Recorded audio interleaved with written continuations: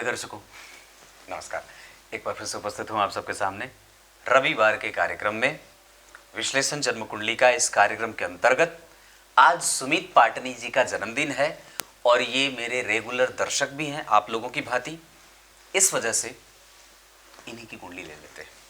आज इन्होंने मुझे पूछा कि उधर से व्हाट्सएप किया कि गुरुजी आज मेरा जन्मदिन है, मुझे आशीर्वाद दे दीजिए। फिर मेरे दिमाग में आया कि ये तो लिखते भी हैं और आवश्यक है कि ये बड़े नए उम्र के लड़के हैं, 2002 इनका डेट ऑफ बर्थ है। अहमदाबाद गुजरात से ये इन्होंने कुंडली मुझे भेजी है। हर बार भेजी तो नहीं, मैंने खुद मांगा व्हाट्सएप पे। इसी वजह से कहता हूँ आप लोग जरूर लिखा करिए और रेगुलर दिखा करिए। आप कमेंट बिल्कुल भी कम ना करिए, उससे मुझे बल मिलता है, मुझे और कुछ नहीं चाहिए। आप कार्यक्रम देख रहे हैं, देख करके जय श्री कृष्णा अवश्य लिखा करिए और अपने साथ साथ उसका डेट ऑफ बर्थ भी अवश्य अलग से लिख दिया करिए। शुरू करते हैं आज का कार्यक्रम। कहीं नहीं जाना है, बिल्कुल बन के रहिएगा। आइए आज आपको कार्यक्रम में मैं सुमित पाटनी जी की कुंडली से मिला देता हूँ। ये इनकी बुद्धि बड़ी सम है, तत्व के आधार पर भी इनकी कुंडली अच्छी बनी है। कन्या लग्न के जातक बुद्धिमान होते हैं और परिस्थितियों को समझने वाले होते हैं। काम बनता है तो खुश होते हैं, आशीर्वाद बड़ों का प्राप्त होता है, भगवत भक्त होते हैं। भगवान की आराधना, बड़ों का सत्कार, धर्म का ज्ञान, संस्कार से युक्त और अपने धर्म ग्रंथों में विश्वास रखने वाले, धर्म ग्रंथों में विश्वास रखने वाले लोग होते हैं। धर्म ग्रंथों में विश्वास करने वाले लोग होते हैं। ध्यान से समझिए मैं जो बोल रहा हूँ। धर्म ग्रंथों में विश्वास करने वाले लोग होते हैं। बाकी ढंडल होते हैं, ढंडल। हाँ, बाकी कुछ भी कह दो, बाकी ढंडल होते हैं। धर्म ग्रंथों के प्रमाण दे करके और उसको उसके सही तत्व को न समझना। धर्म ग्रंथों में जो बातें लिखी हैं, जो ग्रंथ में बात लिखी है, उस लेवल तक आप नहीं पहुंच रहे। आपने जो बातें कही कि कोई भी बात जो जैसे रामायण में, महाभारत में, गीता जी में आदि आदि जगहों पे लिखी है, आपने उसके तत्व को नहीं समझा, उसके मर्म को नहीं जाना और उसके बारे में आपने कोई एक अलग धारणा अपनी बना ली कि शायद इस ग्रंथ में यही बात कही गई है। तो इससे आपकी मूर्खता प्रकट होती है और ऐसा कभी भी, ऐसी कोई भी गलती नहीं करनी चाहिए किसी को भी। वो सदग्रंथ है, उसमें कोई भी छेड़छाड़ कभी नहीं करना चाहिए और उसे यथावत रहने देना चाहिए। आइए विषय पे लेके आता हूं। इनकी कुंडली इस मामले में अच्छी होगी क्योंकि शुक्ल पक्ष के 9वीं तिथि के चंद्रमा हैं और धन भाव में सूर्य बुध शुक्र बैठे हैं। जहां सूर्य और बुध शुक्र एक साथ बैठते हैं तो भाव की हानि भी करते हैं, नुकसान भी करते हैं। हालांकि कई बार ये बहुत सारी कुंडलियों पर लागू नहीं होता, ये परिस्थितियों पर लागू होता है। व्यक्ति के जीवन को अगर सही तरीके से ले जाना होगा तो यहाँ पे आपको एक दबाव काम करेगा कि जहाँ व्यक्ति के जीवन का आरंभ बड़ी मशक्कत से या विपरीत परिस्थितियों से गुजरता हुआ होता है। आप इसका अर्थ ये लगा सकते हैं और ये भी लगा सकते हैं कि आरंभ व्यक्ति का चाहे जितनी भी छोटी व्यवस्था में हो, पर उसके ऊपर कभी भी कोई दबाव नहीं होता है। मतलब आपके परवरिश में किसी भी तरीके की कोई कमजोरी माता पिता नहीं रखते। पैतृक संपत्ति, पिता के स्वभाव में, पिता के साथ संबंधों में, माता पिता, कुटुंबजन और व्यक्ति की बुद्धि कभी कलुषित नहीं होती। तीनों एक साथ बैठते हैं तो विषम परिस्थितियों का निर्माण अवश्य होता है, पर जातक उससे बचा रहता है। माता पिता भले कष्ट सह लेंगे पर आपको दिक्कत नहीं होने देंगे। मेरे कहने का अर्थ यह है। याद रखने वाली बात यह भी है कि हमेशा ही केंद्र के जो अधिपति होते हैं, केंद्र मतलब ये 3, 6, 9, 12 ये जो लिखा है, केंद्र के अधिपति अगर शुभग्रह होते हैं तो ये बहुत अच्छे नहीं होते। तब वो उनकी शुभता या उस भाव के अधिपति के शुभ लक्षण थोड़े कमजोर हो जाते हैं, थोड़े कम हो जाते हैं, वो तटस्थ हो जाते हैं, थोड़े निम्न हो जाते हैं। और केंद्र में चारों ही भाव में शुभग्रह की राशि बनी है, 3, 6, 9, 12। विषम संख्या की राशि लग्न में बनती तो अच्छी बात होती, 3 और 9 बनता तो अच्छा होता, पर 6 नंबर बहुत अच्छा बना है, यहाँ पे भी खराब नहीं है। पर लग्न के अधिपति धन में और धन के अधिपति धन में, धन भाव के अधिपति धन में बैठे हों और कम से कम उससे केंद्र में गुरु हो या गुरु की दृष्टि होती हो कहीं से भी, तो धन भाव बलिष्ठ और बलवान हो जाता है। वैसे भी लग्नेश का धन भाव में जाना बड़ा मजबूत और अच्छा होता है। साथ ही साथ धन भाव में तो जो बात है सो है, पर आपको सूत्र बता दूं कि केंद्र में शुभ ग्रहों की राशियों का बनना उनके पुण्य फलों में कमजोरी कर देता है, और केंद्र में पापक ग्रहों की राशियों का बनना उनके शुभ प्रभावों में वृद्धि कर देता है। यह सूत्र नहीं है, यह सार्वभौमिक सिद्धांत है। त्रिकोण के अधिपति चाहे शुभ ग्रह बनते हो या पापक ग्रह बनते हो, वो हमेशा अच्छे होते हैं। और हमेशा यह बात रखने वाली है कि अगर पापक ग्रह केंद्र का अधिपति हो और केंद्र में ही बैठा हो तो इसे और भी ज्यादा अच्छाई मिल जाती है कुंडली को। समझने वाली बात है। पर पंच महापुरुष योगों में से बनने वाला शश महापुरुष योग थोड़ा निकृष्ट योग होता है। यह कई बार व्यक्ति को साहस और बल रखने के लिए कहता है। ये बात, क्योंकि केंद्र में अगर शनि बैठेंगे 11 नंबर में या 7 नंबर में या 10 नंबर में, तो वो शश महापुरुष योग लगाएंगे।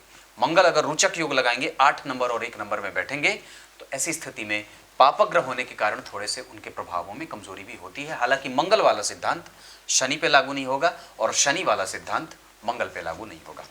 क्लियर है।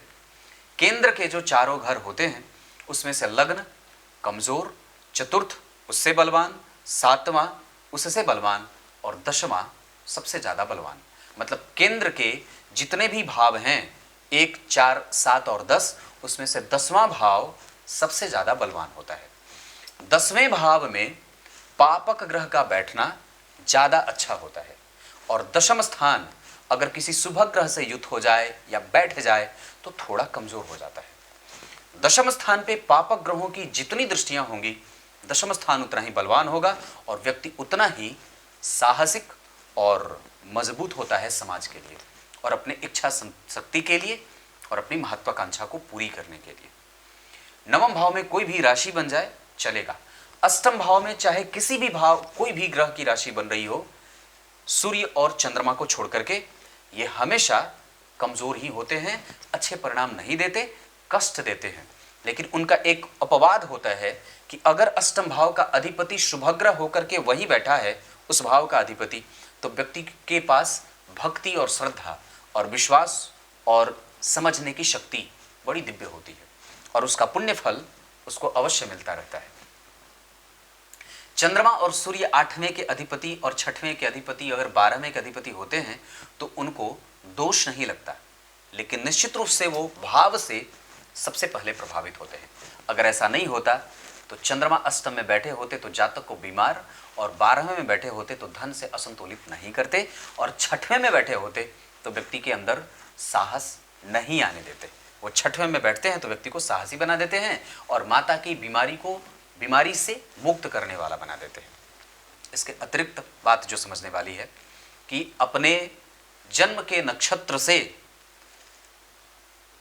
हमेशा ही सामने वाला जो आपका नक्षत्र है, जो आपके जन्म का नक्षत्र है, कुंडली मिलान का सूत्र है, बता देता हूं, याद आ गया। तो जन्म कुंडली में अगर आपका जो जन्म नक्षत्र है और विवाह करने जा रहे हैं तो सामने वाले के जन्म के नक्षत्र अगर एक ही हो या एक ही चरण में हो तो विवाह करने से रुक जाना चाहिए, नहीं तो कई बार इसके भयंकर बुरे परिणाम देखने को मिलते हैं। आइए अब आपको विषय पे लेके आता हूं। लग्न धन का में लग्न के अधिपति का धन में जाना, मंगल का केंद्र में बैठना, और ये इस कुंडली में अष्टम और पराक्रम भाव के अधिपति हैं। मंगल और शनि का संबंध बन नहीं रहा है। दरअसल ये दोनों केंद्र में हैं तो व्यक्ति मार्केटिंग और नई शिक्षा पद्धति को समझने वाला और आजकल की शिक्षा पद्धतियों में विश्वास रखने वाला भी होता है। और अष्टम भाव के अधिपति होकर के लग्न में बैठे हैं तो व्यक्ति सोचने वाला, गूढ़ और रहस्यमय चीजों को समझने वाला। अब जरा विचार करिए कि 2002 के हैं ये सुमित जी, सुमित पाटनी नाम है, और इनको ज्योतिष में रुचि कैसे है, सवाल उठता है। पर ये सभी लोगों को क्यों नहीं है, सवाल ये भी उठता है। तो अष्टम भाव के अधिपति हैं लग्न में बैठे, इस वजह से व्यक्ति चिंतन करना चाहता है और समझना चाहता है जो बिल्कुल भी उससे मैच नहीं है, जिसका आयु से और अवस्था से या फिर कुछ भी से, क्योंकि पंचम भाव के अधिपति शनि जन्म कुंडली में योग कारक होते हैं और इस कुंडली के लिए छठवें भाव के अधिपति होने से कई बार पिता को या पिता के जीवन में समस्याएं देते हैं। चंद्रमा छठवें भाव में जो लाभ के अधिपति हैं तो व्यक्ति के जीवन में एक बार दारिद्र्य भी दिखाते हैं, मतलब धन की कमी होती है। उच्च के गुरु लाभ भाव में और शनि की दृष्टि 12वें भाव पे ठीक नहीं, शनि की दृष्टि चतुर्थ भाव पे सामान्य और शनि की दृष्टि यहाँ के लिए बहुत अच्छी नहीं, मतलब शनि की किसी भी भाव पे दृष्टि अच्छी नहीं है। इसका अर्थ होगा कि व्यक्ति को शनि की दशा में संपूर्ण सावधान रहने की आवश्यकता है। और अभी इनकी कुंडली में 2022 के 12वें महीने तक गुरु में शनि चल रहे हैं। और वैसे उच्च के गुरु अब आपकी कुंडली में परिणाम सप्तम का दे रहे हैं, सप्तम और चतुर्थ के अधिपति हैं, एकादशवें में उच्च के बैठे हैं और निश्चित रूप से आश्लेषा में बैठे जिसका अधिपति बुध कम से कम धन भाव में बैठ करके व्यक्ति को बहुत ज़्यादा व्ययी नहीं बनने देगा, सबको साथ लेकर के सबकी खुशी के लिए हमेशा ही तैयार रहने वाला होता है। जो सामने वाला जिसमें खुश हो जाए वही बात वो कर बैठता है। इतनी सारी चीज़ें मैंने बताई हैं। अब आपको मैं इनकी कुंडली के पंचांग से परिचय करा देता हूँ। अभी मैं इनकी कुंडली बना रहा हूँ, बीच में मैंने रुका अपने आप को, इनका कमेंट आया है व्हाट्सएप पे, लिखा है इन्होंने ऐसे प्रणाम करके, गुरुजी आपसे पहली बार बात हुई इसलिए थोड़ा सा घबरा गया था, आपसे बात करके बहुत ज़्यादा खुशी हुई मुझे मेरा ये जन्मदिन याद रहेगा। बहुत बहुत धन्यवाद। धन्यवाद तो मैं आप लोगों को देता हूँ भगवान, आप लोग मुझे देखते हो, मुझे जैसे कमज़ोर व्यक्ति को आपने मजबूत बनाया है, अभी भी हूँ पर धीरे धीरे मजबूत। अच्छा एक बात और भी है, मजबूत और कमज़ोर का क्या अर्थ है? मजबूत होने का मतलब होता है कि आप कितने व्यक्ति के निकट बस गए, और कमज़ोर होने का अर्थ ये है कि आप को किसी के द्वारा शक्ति की आवश्यकता है, और जब आप मजबूत हो जाते हैं तो आप वही शक्ति को सोचते हैं नहीं अब मुझे उसकी आवश्यकता नहीं रही। तो जैसे ही आप ये सोचते हैं कि नहीं मुझे अब इस चीज़ की आवश्यकता नहीं है, वो शक्ति धीरे धीरे गायब हो जाती है। इसीलिए किसी व्यक्ति के पास बहुत ज़्यादा समय तक शक्ति जब रह जाती है तो वो कहता है नहीं मुझे उसकी आवश्यकता नहीं, फिर वो अपमान करने लगता है उसी शक्ति का। नहीं करना चाहिए। और कभी भी अपने आप को हमेशा जितना ज़्यादा हो सके पवित्र बना करके रखिए। कभी भी ग्रंथों का, कभी भी माता पिता का, कभी भी श्रेष्ठ जनों का, कभी भी महात्माओं का, कभी भी फकीर संत साधु महात्मा का, ब्राह्मणों का, धर्म ग्रंथों का, गाय माता जी का, गंगा जी का, ब्राह्मणों का, अपने गुरु जो आपको शिक्षा दे रहे हैं, अच्छी शिक्षा दे रहे हो, रुक के बताता हूं, गुरु सब नहीं होते, श्रेष्ठ गुरु ही श्रेष्ठ शिक्षा दे सकता है। अब श्रेष्ठ कौन है?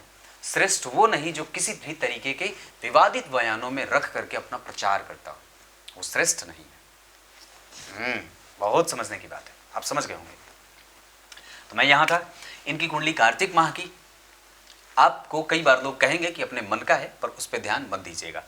दक्षिणायन में जन्म है, पिताजी के स्वास्थ्य का और आप अपने आत्मविश्वास का जरूर ही ख्याल रखिएगा। अपनी आत्मा को जगतस्थ चक्षु कहा जाता है ना सूर्य को, और वो दक्षिणायन में बलवान थोड़े कम हो जाते हैं क्योंकि वो दूर चले जाते हैं, तो उनकी रोशनी हमें थोड़ी कम सी प्रभावित होती है। कम सी नहीं, मतलब वो हालांकि ग्रंथ में चिंतामणि में ये बात नहीं लिखी है, मैंने नहीं पढ़ा है कि दक्षिणायन में जो है वो सूर्य कमजोर हो जाते हैं, ऐसा बिल्कुल भी नहीं है। पर उत्तरायण के सूर्य प्रबल होते हैं और दक्षिणायन के सूर्य थोड़े से मध्यम प्रभावों के साथ आते हैं क्योंकि वो थोड़े रोशनी से दूर चले जाते हैं, मतलब वो भौगोलिक स्तर से वो बात है। हेमंत ऋतु बहुत सुंदर, व्यक्ति विनोदी होता है और स्वभावगत बहुत ही गंभीर होता है, अपने काम से कम दूसरों के काम से ज़्यादा मतलब रखता है। मंगलवार के जन्मे होने से व्यक्ति बुद्धिमान, साहसी, निर्भीक और निडर होता है। शुक्ल पक्ष के नौमी तिथि के चंद्रमा शुभग्रह होते हैं और निश्चित रूप से ये जातक के जीवन को प्रभावित करते हैं संपूर्णता से। आगे बढ़ के बात अगर कहूँ, शतभिखा नक्षत्र ध्रुव योग। शतभिखा नक्षत्र व्यक्ति को पौराणिक, साहसिक और नेचुरल बनाता है। इसके अतिरिक्त ध्रुव योग में जन्मे होने से व्यक्ति ध्रुव की तरह अटल और अविनाशी होता है। निश्चित रूप से उसके द्वारा किया गया कार्य जीवन में सभी लोगों के द्वारा याद रखा जाता है।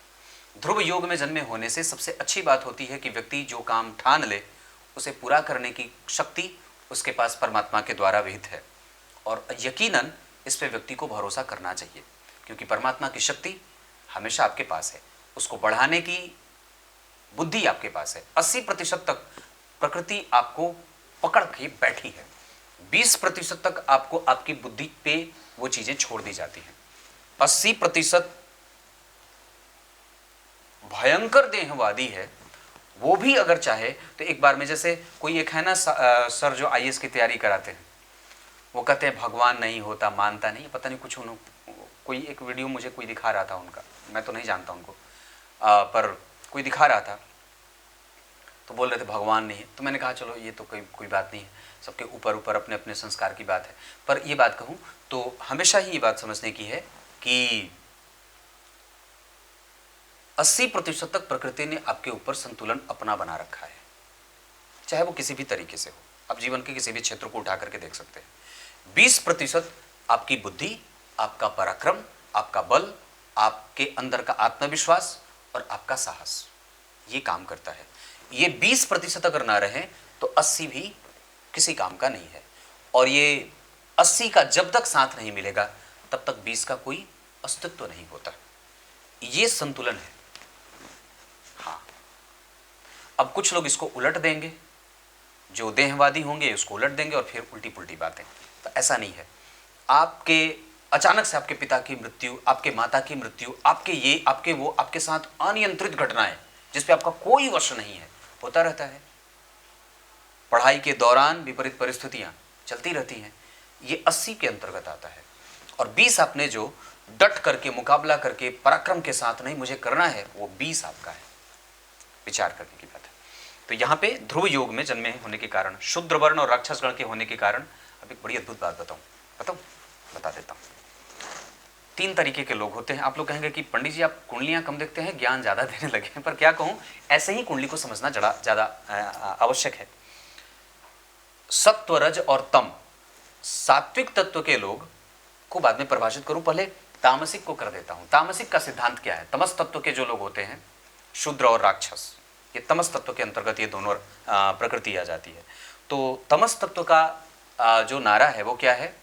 मारो, काटो, लूट लो, घसोट लो, बाजार के हिसाब से चलो, बाजार जो मांगे वो दो, ऐसा ये तमस तत्व के लोगों की प्रकृति होती है। ऐसे इससे वो प्रभावित होते हैं, कहने का अर्थ। राजसिक तत्व के जो लोग होते हैं, जैसे मनुष्यगण, वैश्य वर्ण, ये राजसिक तत्व के अंतर्गत है।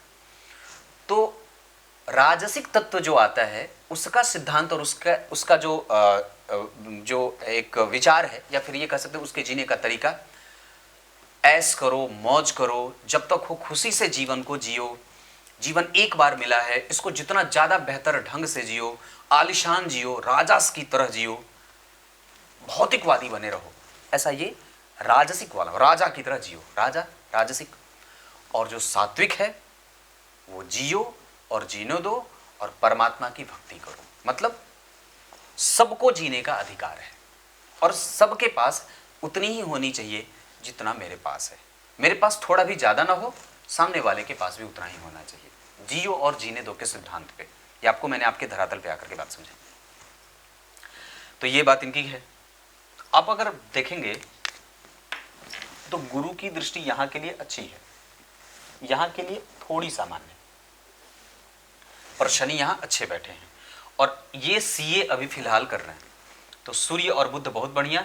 12वें भाव के अधिपति भगवान की कुंडली में नीच के हैं, जिनका नीच भंग हुआ है, क्योंकि सूर्य 26 डिग्री के और शुक्र 7 डिग्री के अगर नहीं होते तो और भी ज्यादा बढ़िया होता। 3 से 4 तरीके से किसी भी व्यक्ति की कुंडली का नीच भंग होता है, जिसमें से ये सबसे अच्छा नीच भंग होता है कि ग्रह वहीं बैठ जाए। पर वो अगर डिग्री में भी समीप हो जाए तो और भी ज्यादा अच्छी बात होती है। धन भाव में बुध का बैठना व्यक्ति को कंजूस प्रवृत्ति का और सुहृदय और सफेद विचारों का होता है, उसके ऊपर कोई भी धब्बा नहीं होता। पराक्रम भाव में केतु और राहु का प्रभाव, भाग्य भाव के अधिपति का धन में जाना, गुरु से केंद्र में होना, मंगल की दृष्टि यहाँ पे, शनि की दृष्टि यहाँ पे, मंगल की चौथी दृष्टि चतुर्थ और शनि की 7वीं दृष्टि यहाँ। सिद्धांत याद करिए, मैंने क्या बताई थी बात कि चतुर्थ भाव पे शनि और मंगल अगर देख लो और यहाँ के अधिपति उच्च के हों तो व्यक्ति अपने बल पे चौपाया सुख, भवन, वाहन, भूमि और गाड़ी, छकड़ा, ये सब छत्र चमर लेकर के आता है।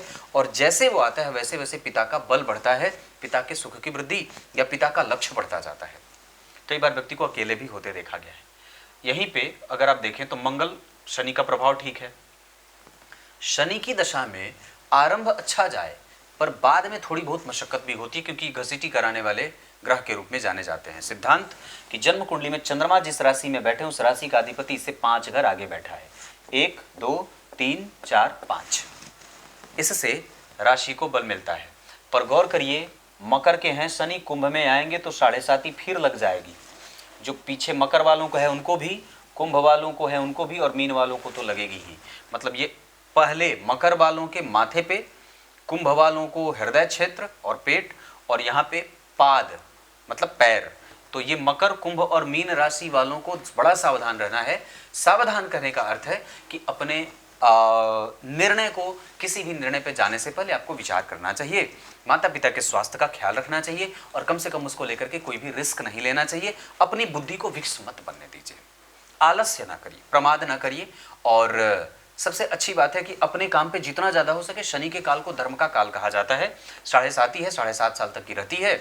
शनि को एक राशि में 7.5 साल में ऐसे पूरा हो जाता है। तो कहने का मेरा मतलब है कि जितना ज़्यादा हो सके धर्म का काल करना कहा जाता है, तो इसे धर्म करना चाहिए। मंदिर जाना, गाय की सेवा, हनुमान जी की सेवा, ठाकुर जी की सेवा, रामचरितमानस का पाठ रात में एक अध्याय ना हो सके तो एक, क्या बोलते हैं, एक पेज ही सही, ये है। शुक्र धन भाव में बहुत बढ़िया, सप्तमेश उच्च के, सुखेश उच्च के, गुरु उच्च के हैं, और वो पंचम भाव के ऊपर उनकी दृष्टि है, जिस पे किसी भी अन्य ग्रह की दृष्टि नहीं है। राहु और गुरु दोनों ने देखा है। इस वजह से व्यक्ति के एजुकेशन में थोड़ी बहुत बाधाएं होती हैं, और व्यक्ति को प्रूफ करना पड़ता है कि वो विपरीत परिस्थिति में रहने के बावजूद भी अपने सपने को साकार कर सकता है। और निश्चित रूप से ये बात सही भी है, क्योंकि दशमांश कुंडली में गुरु तुला के हैं, तो अपना कारोबार और खुद सीए बनना चाहते हैं तो सूर्य बुध, पंचम भाव के अधिपति बुध की राशि में, मित्र की राशि में बैठे हैं। और यहाँ पे शनि अपने उच्च की राशि, देखिए तुला राशि यहाँ बनी है, वहां से त्रिकोण में, यहाँ से भी त्रिकोण में। राहु उच्च के व्यक्ति को भगवत भक्त और बहुत ज्यादा श्रेष्ठ और साम्रांत बना देते हैं। और निश्चित रूप से कन्या राशि की कुंडली के लिए शुक्र अच्छे भाव के अधिपति होते हैं। इस कुंडली के लिए गुरु कमजोर होते हैं, बाधक ग्रह के रूप में उपस्थित होते हैं।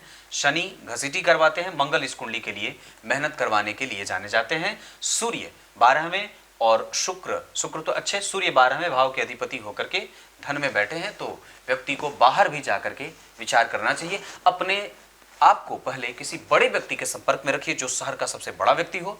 उसके बाद अपना अलग स्वतंत्र कारोबार भी व्यक्ति स्थापित कर सकता है।